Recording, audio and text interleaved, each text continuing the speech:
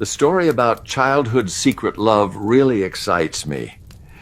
I'm sure you will love it too.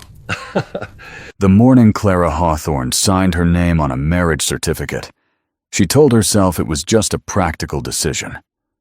The kind a sensible woman makes when the bank is circling her father's land like a patient vulture, and there are no other options left on the table. She didn't marry Thomas Weller for love. She didn't even marry him for hope. She married him because he asked, because he was decent enough, and because she had run out of time. What she didn't know, what she couldn't have known, was that Thomas Weller had been waiting for exactly this moment for 15 years. Clara was 31, sharp-eyed, and quietly exhausted in the way that women who carry too much for too long often are. She had spent the last 3 years nursing her ailing father, managing what remained of the Hawthorne homestead outside of Millhaven, and deflecting the pity of neighbors who meant well, but made everything heavier. When Thomas came to the house on a Tuesday afternoon with his hat in his hands and a straightforward proposal, she had studied him the way you study a contract, looking for the catch. He was calm, measured. He spoke plainly and asked for nothing extravagant. He said he would settle her father's debts, maintain the land, and expect only an honest partnership in return. No grand promises, no declarations. Just a quiet arrangement between two reasonable people. Well, she said yes before he finished his second cup of coffee. Their wedding was small, a preacher, 2 witnesses, and a sky that couldn't decide between clouds and sun. Thomas wore a clean shirt and spoke his vows without stumbling. Clara wore her mother's dress and kept her eyes forward. When it was done, they rode back to the homestead in a wagon with 3 feet of bench between them and the sound of the horses filling the silence neither of them tried to break. She told herself it would be fine. I'm manageable. She had managed harder things. But that first evening, something small unsettled her. She was moving a crate of her belongings into the back room when she passed the parlor and noticed Thomas standing still in front of the fireplace mantel. He wasn't doing anything, just standing there, looking at the old family portrait her father had commissioned years ago. Clara, as a young girl of maybe 14, seated beside her parents with her hair pinned back and her chin slightly lifted the way the photographer had instructed. She almost asked him what he was looking at. But something in the stillness of his shoulders stopped her. She moved on and said nothing.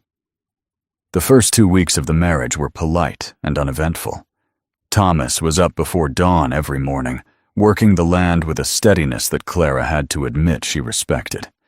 He ate what she cooked without complaint, and helped with her father's care without being asked, and kept his word on every practical matter he had promised. He was not cold exactly, but he was careful, measured in a way that felt almost deliberate, like a man who had decided long ago how much of himself he was willing to show. She found herself watching him sometimes without meaning to. It was her father who first said something strange. He was having a clear-headed afternoon, sitting up in bed with better color in his face than he'd had in weeks. Clara was changing the dressing on his hand when he looked toward the doorway and said, almost to himself, "He turned out all right. I always wondered if he would." "Who did?" Clara asked. Her father blinked and looked at her as if surprised she was there. "Thomas," he said simply. Then he closed his eyes and drifted back toward sleep before she could ask what he meant. She stood there a long moment, gauze still in her hands. Her father had spoken about Thomas as if he knew him from somewhere, from before. But that made no sense. Thomas Weller had come to Millhaven only 2 years ago from somewhere up north, or so she had been told. He was not a man with deep roots in town. Nobody seemed to know much about him, and he didn't offer much either. She let it go. Her father had confused moments. It likely meant nothing. But 3 days later, Out she was cleaning out the old barn to make room for Thomas's tools when her boot caught the edge of a loose floorboard near the back wall. She knelt to press it back down and felt it give differently than it should. She pulled it up. Underneath, nestled in the dry dark, was a small tin box. It was old, the kind that might have once held tobacco or sewing needles, but it was not empty. She could feel the weight of something inside before she even opened it. And she sat back on her heels in the dust and hay and looked at that box for a long moment. Something told her that whatever was inside would not be simple. She was right. The tin box had no lock, just a lid pressed tight from years of sitting undisturbed beneath a barn floor that had not been touched since before Clara could remember. She worked the edge with her thumbnail until it gave with a soft pop, and then she sat very still for a moment before she looked inside. Letters, a stack of them, folded and tied with a piece of plain twine that had gone brittle with age. She counted them without thinking. 11, 12. She lost count and started again. 15 in all, give or take. Each one folded with the same careful hand. No envelopes, no postage. They had never been sent. She lifted the top one slowly and unfolded it. The handwriting was young, uneven in places, like someone still learning how to form letters with confidence. But the words themselves were not the words of a child. I don't know if you'll ever read this. I don't know if I'll ever be brave enough to let you. But I saw you at the creek today, and you laughed at something your mother said, and I thought, I want to remember that laugh for the rest of my life. Clara stopped reading. She sat in the dust of that old barn, with hay pressing into her knees, and the afternoon light coming in sideways through the gap in the wall, and she read that line again. Then she looked at the bottom of the letter for a name. Chat, just one letter. But it sat there on the page like a stone dropped in still water. She told herself it could be anyone. T was a common enough initial. This box could have belonged to someone who worked the land before her family. A hand, a tenant, a traveler who sheltered here once and left something behind. There were a dozen reasonable explanations, and she lined them up in her mind like fence posts. But her hands were not steady when she reached for the next letter. This one was dated. The year was 16 years back, which would have made Clara 15. The handwriting was slightly more controlled, like a year of practice had settled something in the writer. Your father let me muck the stalls today. You brought water out to the hands around midday, and you didn't look at me once. I don't blame you. I'm nobody worth looking at. But I stayed an extra hour just in case you came back. Clara lowered the letter slowly.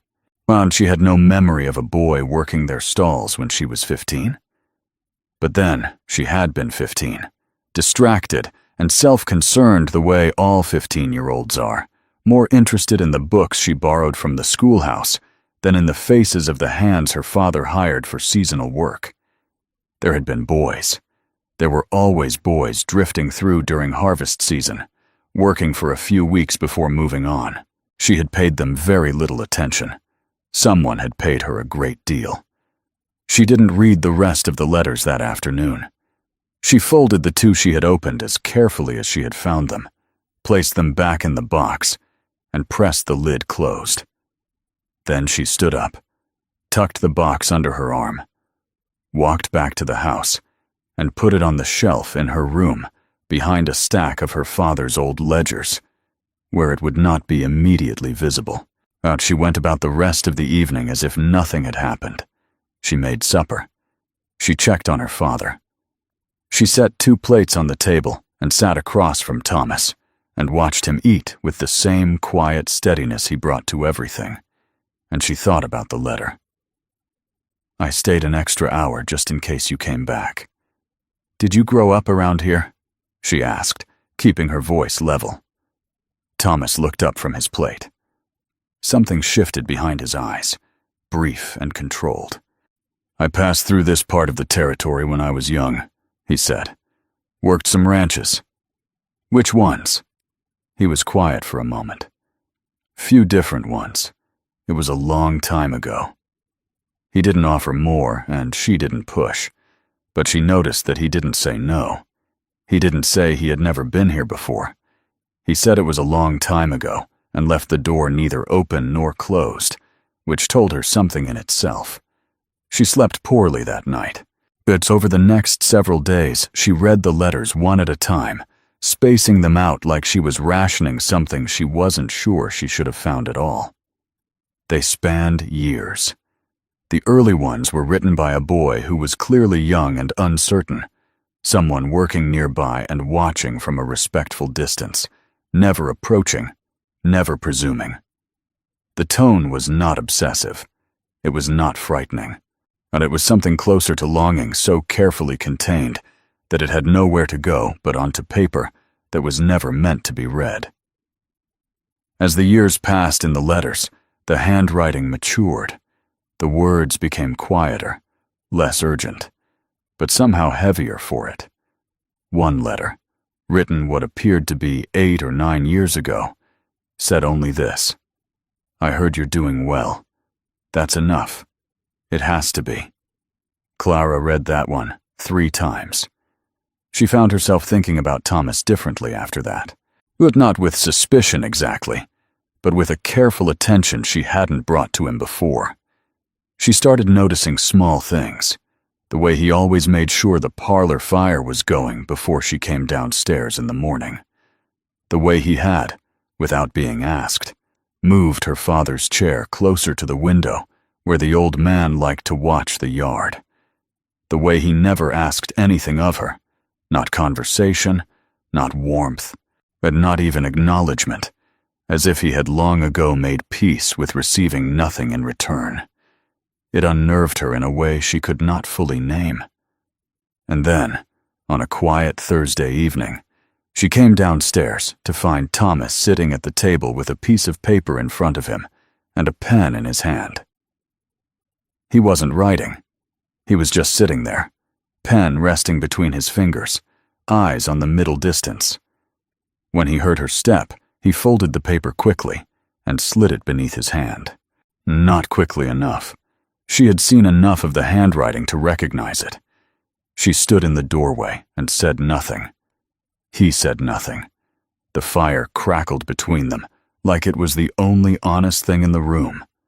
She turned and went back upstairs without a word. She lay in the dark for a long time, staring at the ceiling, the tin box on the shelf just a few feet away, and asked herself a question she wasn't sure she was ready to answer. What do you do when the stranger you married turns out to be someone who has known you longer than almost anyone alive? She didn't sleep that night. Not really. She drifted in and out of something shallow and restless, and each time she surfaced, she was aware of the tin box on the shelf and the question she had taken to bed with her that still had no answer by morning. She was already downstairs when Thomas came in from the yard, boots dusty and shirt damp from the early work he always started before the sun had fully committed to the day. He stopped when he saw her at the table. She had the tin box in front of her, lid off, the letters stacked beside it. She had not planned it this way. She had woken up and come downstairs, and somewhere between the kitchen and the table, the decision had simply made itself. Thomas looked at the box for a long moment. His face did not collapse or flood with panic the way she half expected. He just looked at it, the way a man looks at something he always knew would eventually surface. Then he pulled out the chair across from her and sat down. Neither of them spoke for what felt like a very long time. "How long were you here?" she finally asked. "When we were young?" "2 summers," he said. "I was 13 the first time, 14 the second." Clara looked at him. She was doing the arithmetic without meaning to. That made him 30 now. She had never thought to ask his age before. It hadn't seemed important. "You worked for my father." "Yes." "He knew who you were. When he said you turned out all right, he remembered you." Thomas nodded once. I came back through Millhaven about 2 years ago. I stopped to see if the land was still in your family's name. Your father recognized me. We talked." He paused. He told me things were difficult." Something moved through Clara's chest that she couldn't immediately identify. "So he knew," she said. "When you came to the house with your proposal, he knew it was you." "Yes." She sat with that for a moment. Her father, in all his careful quietness, had opened the door and said nothing to her. She wasn't sure yet whether she was grateful or something closer to angry. "The letters," she said. She didn't ask a question. She just said it. But Thomas looked at the stack of folded papers on the table. "I left them under that floorboard the second summer I worked here. I didn't know why exactly. I was 14 and I had no one to give them to, and nowhere else to put what I was feeling." He paused. "I never thought they'd still be there. Did you come back for them?" He was quiet for a moment. "I came back for a lot of things," he said carefully. Retrieving those letters was not the first thing on my mind." It was the closest he had come to saying something plainly, and the plainness of it landed differently than she expected. She looked at him across the table, this man she had studied like a contract and married like a practical arrangement, and tried to reconcile him with the 14-year-old boy who had stayed an extra hour just in case she came back to the yard. "I want to ask you something, and I need you to answer me honestly," she said. "All right. Did you propose to me because you pitied my situation, or because you wanted to?" Thomas met her eyes without flinching. "Both things can be true," he said. "Your situation was real, and it needed addressing. But I won't sit here and tell you the reason I came back to Millhaven had nothing to do with you. That would be a lie, and you deserve better than that." Clara looked down at the table.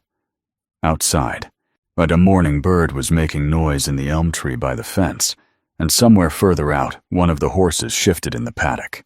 The world was going about its ordinary business, while she had here but trying to figure out what to do with a truth she hadn't asked for, and wasn't sure she was equipped to hold.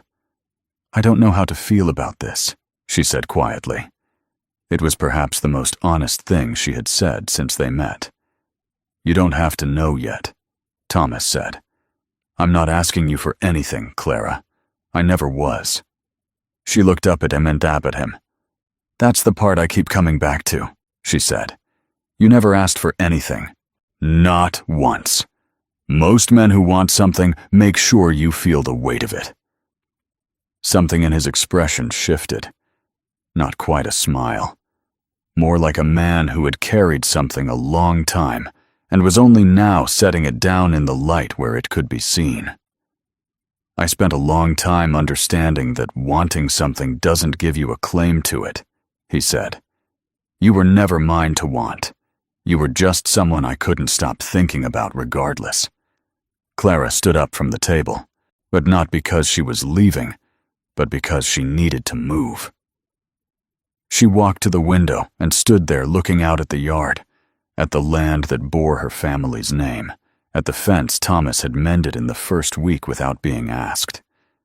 She thought about the letters, not the words in them exactly, but the years between them.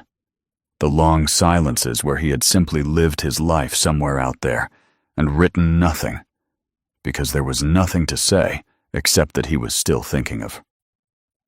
The letter that said, "I heard you're doing well." That's enough. It has to be. A person didn't write something like that out of obsession. They wrote it out of a love so long resigned to itself that it had stopped asking for anything and started simply existing. Like weather, like seasons, like something that doesn't need permission to continue. She turned around. "I found 2 letters I haven't read yet," she said. Thomas nodded slowly. "Then read them when you're ready, or don't." That they weren't written to be found. "But they were found," she said. "And I think we both have to decide what to do with that." She crossed the room and picked up the tin box and held it for a moment. Then she set it back down on the table, in the space between them. and sat back down across from him. "I think," she said slowly, "that I would like to have supper together tonight and actually talk. Not about the land or the debts or my father's care. Just talk. But like two people who are trying to know each other." Thomas looked at her for a long moment. "I'd like that," he said quietly. It wasn't a declaration. It wasn't a resolution or a turning point dressed up in fine language. It was just two people at a table with a tin box of old letters between them and the slow, cautious beginning of something that had no guaranteed outcome. But for the first time since she had signed her name on that marriage certificate, the Clara Hawthorne did not feel like she was simply managing a situation. She felt like she was in one. And she found, somewhat to her own surprise, that she did not entirely mind. The tin box stayed on the table for 3 days before either of them moved it. By then, they had talked enough that neither of them needed to open it again.